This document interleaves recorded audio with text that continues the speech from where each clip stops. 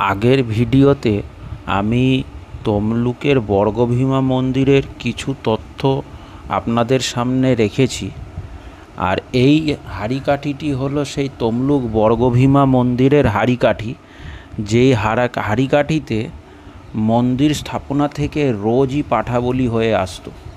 কিন্তু যুগের বিবর্তনে আস্তে আস্তে সেই প্রথা প্রায় অনেকটাই কমে এসেছে।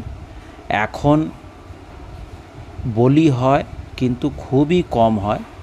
এখন মানুষের মানত অনুযায়ী শনিবার বা মঙ্গলবার পাঠা বলি হয়।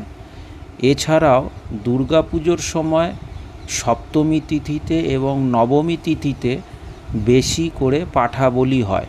এছাড়া আগের মতো এখন আর রোজ পাঠা বলি এইখানে হয় না।